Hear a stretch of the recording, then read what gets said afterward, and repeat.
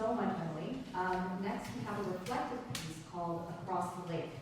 The piece features multiple voices within a single hand, requiring very careful control, along with subtle dynamics between mezzo-forte and mezzo-piano. So to help premiere this piece, we have Annie Zhao performing today, who also loves singing and is an active member of her school choir. So let's please welcome Annie to the stage.